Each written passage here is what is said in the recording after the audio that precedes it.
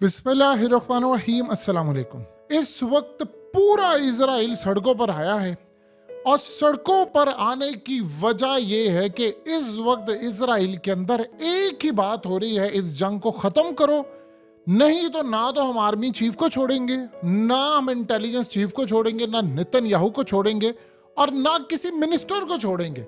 और अवाम जिस तरह सड़कों पर निकली हुई है, क्योंकि इसकी सबसे बड़ी जिम्मेदारी आयद होती है उनकी फौज के ऊपर। अब आप सोचिए जरा कि वैसे अवाम निकलती है कि भाई हमारे कैदियों को रिहा करो, ये अवाम डिफरेंट तरीके से निकली है। हुआ ये है कि इजराइल की फौज ने ऐलान किया है कि उन्होंने 3 कैदी जो थे उनको गलती से मार दिया है।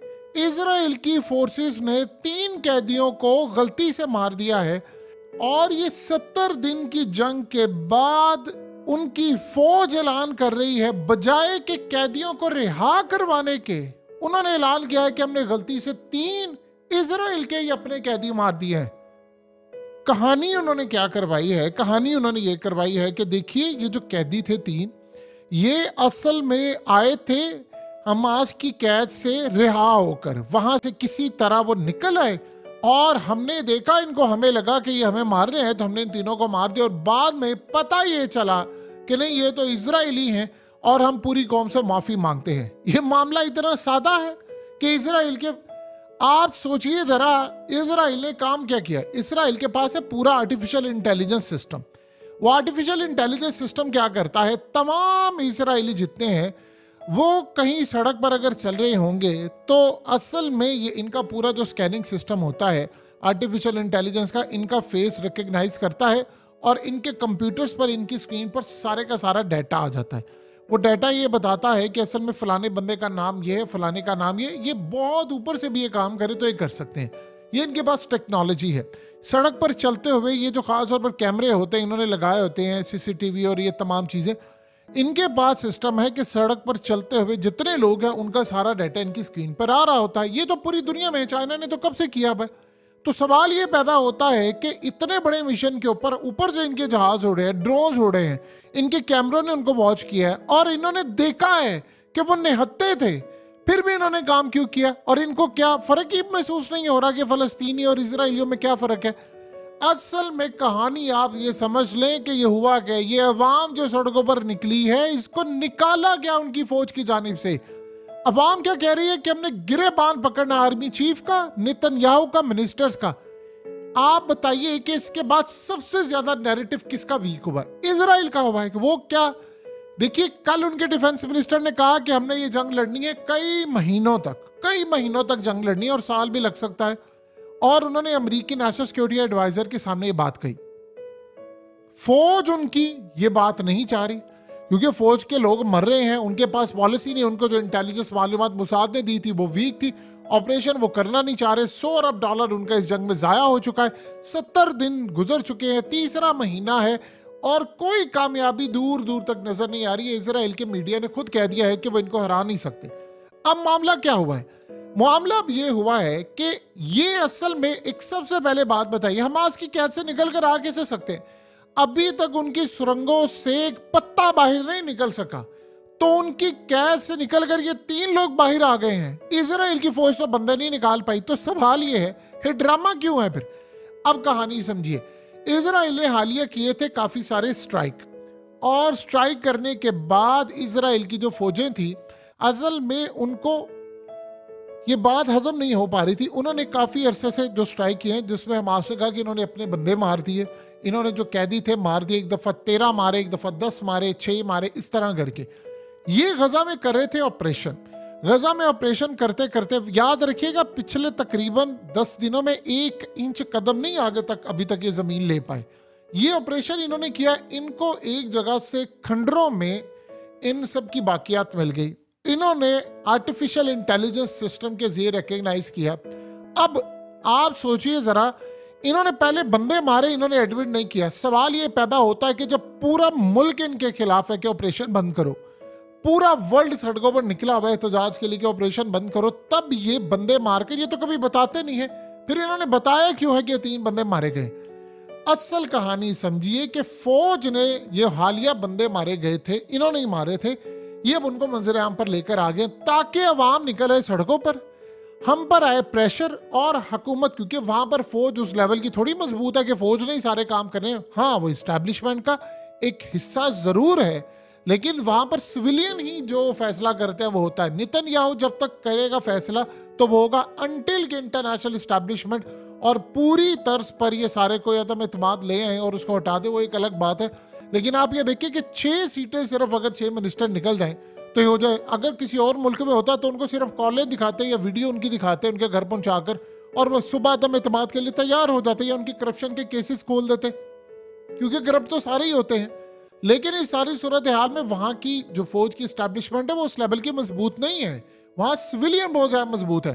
तो आप ये सोचें कि फौज ने अब ये काम किया है कि वो सामने लेकर आ गए हैं और उससे अवाम में गुस्सा शदीद आ गया है। अब वो सड़कों पर आ गए हैं कि इस जंग को बंद करो।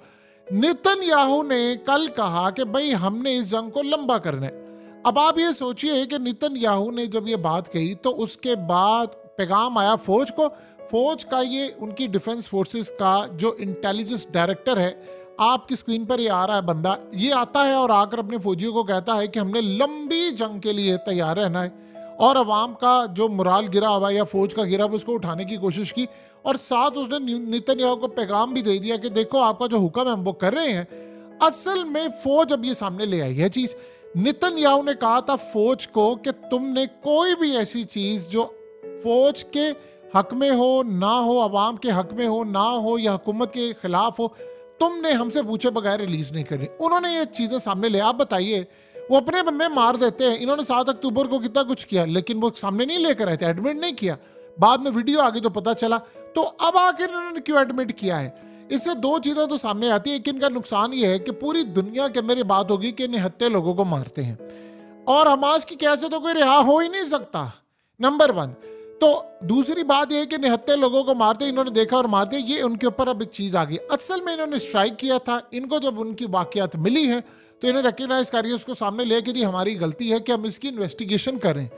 अब उसका उल्टा असर ये हुआ है कि अवाम में शदीद शदीद गुस्सा है और वो सड़कों पर निकले हुए। उन्होंने कहा कि हमें आर्मी चीफ को नहीं छोड़ना, हमने इंटेलिजेंस चीफ को नहीं छोड़ना, हमने जर्नैलों को नहीं छोड़ना, हमने सियासतदानों को, नेतन्याहू को नहीं छोड़ना, इसके मिनिस्टरों को नहीं छोड़ना, डिफेंस मिनिस्टर को नहीं छोड़ना। ये सारे जो कह रहे हैं कि कई महीनों तक जंग लड़नी है। अब असल में फौज ने वो पत्ता खेला है कि लोगों को मार दिया और मारकर एडमिट करके अवाम को सड़कों पर ले आए कि वो नेतन्याहू के खिलाफ है कि इस जंग को बंद करो।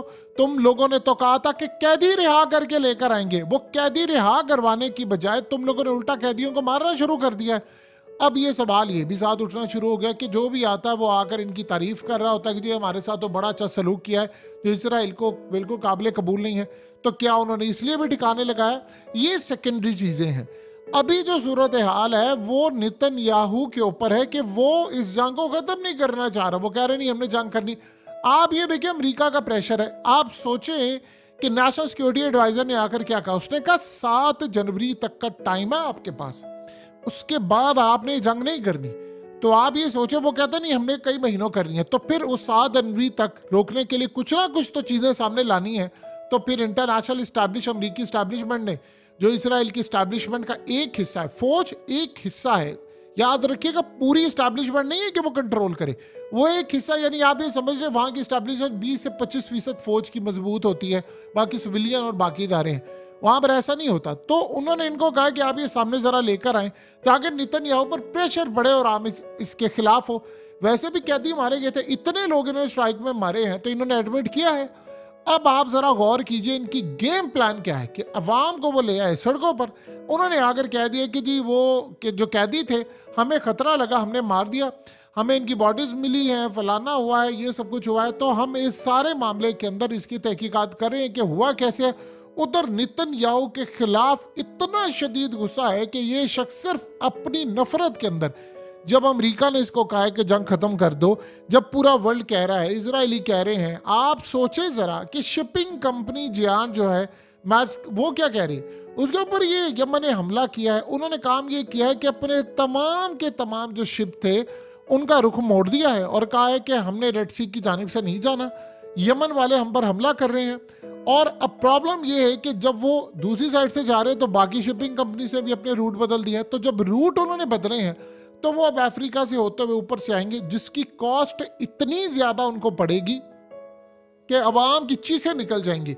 आप सोचिए, आपकी तनख्वाह हो जी 50,000 हो और आप महीने का कोई 15-10 हज़ार इजराइल में लट से बचा लेते हैं, और आपको पता चले जी कल से या 2 महीने की जंग, 3 महीने की जंग लड़ने के बाद हालात इतने ख़राब हो गए हैं कि अब आप बचाने की बजाय चीज़ें महंगी हो गई हैं कि आपका जो महीने का राशन है वो 70,000 का आ रहा है। तो 50,000 की आपकी तनख्वाह हो, 70,000 का राशन आ रहा हो, तो आप बताइए आप कैसे मैनेज करेंगे। ये इजराइल के अंदर इस वक्त हो रहा है। तो उन्होंने काम ये किया है कि इस सारे मामले के ऊपर सबसे बड़ी बात जो ये है कि इजराइल को अब प्रॉब्लम हो रही है, अब आम उनके खिलाफ है, फौज के पास स्ट्रेटजी ही कोई नहीं। प्रॉब्लम सबसे बड़ी ये है, नेतन्याहू फौज को पुश कर है, वो वादे करता है अवाम से, और जी नहीं आप देखिए हम इनके साथ करते क्या है।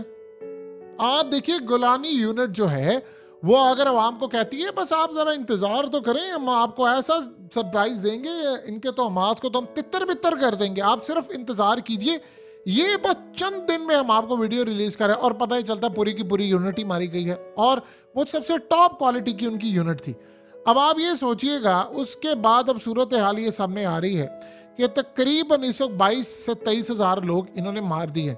अब सबसे बड़ा प्रॉब्लम ये है कि जो कैदी हैं वो कह रहे हैं, आकर वो कह रहे हैं कि हमें इसराइल ने ऐसे बेयारों मददगार छोड़ दिया था जैसे हम एग्जिस्ट ही नहीं करते।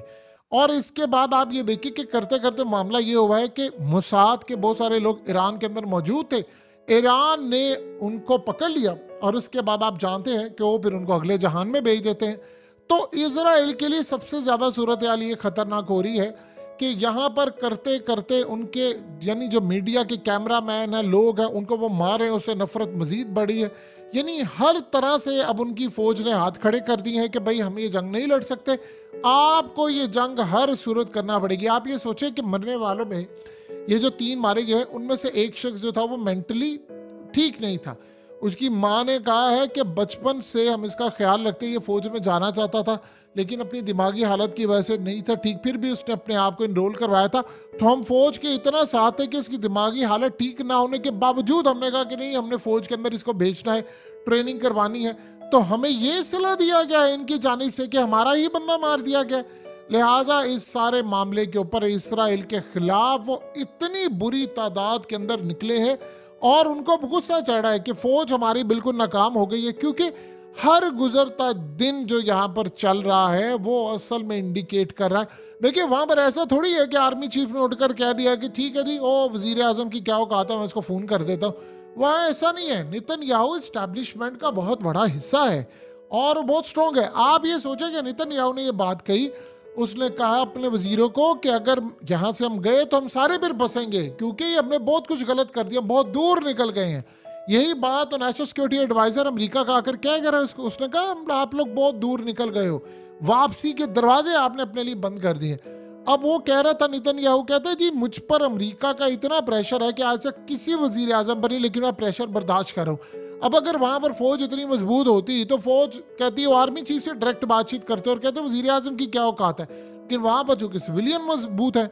तो अब नेतन्याहू के लिए मसला ये पड़ा है। आपको अंदाजा होना चाहिए कि नेतन्याहू की अपनी फौज के साथ और इंटेलिजेंस इदारों के साथ नहीं बन रही। उसको ये लगता था ये सारा कुछ इंटेलिजेंस मालूमात होने के बावजूद इन्होंने ये सब कुछ इसलिए नहीं रोका कि वो नेतन्याहू को हटाना चाहते थे। अब आप बताइए कि इन्होंने इतने बंदे मार दिए अपने भी, इनको क्या जरूरत थी कि इस वक्त सामने लेकर आने की? ना लेकर आते, किसको क्या बात है? क्या हमास ने ऐलान किया था? नहीं ऐलान किया। हमास ने कोई ये बात की कि हमारी कैसे बंदे निकले हैं और कैसे निकले, कैसे निकल गए हैं, उनकी कैसे बंदे निकले, आज तक एक पत्ता नहीं निकला अभी तक, तो बंदे कैसे निकल गए? लिहाजा अगर ऐसा इतना ज्यादा कच्चा होता तो अब तक ये अपने बंदे रिहा ना करवा कर ले आते, इतनी कच्ची उनकी चीजें थी। और मजे की बात है वो निकल कर जिस सुरंग से आ रहे हैं, ये जाए ना फिर उस सुरंगों में जाकर उनको पकड़ ले और मार दे।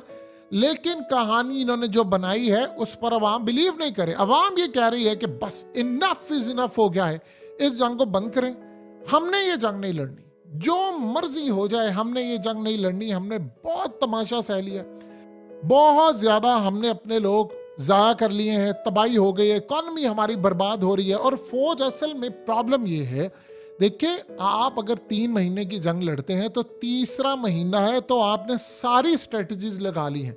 तो जब आप अपनी सारी स्ट्रेटजीज लगा लेते हैं, आपके पास कुछ नहीं होता, हथियार आपने इस्तेमाल कर लिए, आपने सारी प्लानिंग कर ली, तो फिर आप उस दलदल में जा रहे हैं जहां पर आपने मरना ही मरना है। और क्या है, तो फौज बददिल है, निचली सतह पर यूनिट्स उनकी भाग भाग कर वापिस आ रही हैं, और नेतन्याहू को कह रहे हैं, वो कहता नहीं जाओ लड़ो। वो असल में अवाम से वादे करता, फौज वो वादे पूरे करवाने में नाकाम रही है। तो अब उन्होंने कहा कि अच्छा ठीक है बेटा, अब तुझे हम सबक सिखाते हैं, अपने ऊपर इल्जाम लेंगे लेकिन अवाम तेरे खिलाफ निकलेगी। तो जो पत्ता उन्होंने फेंका है वो आप देख ले, अवाम उनकी सड़कों पर है।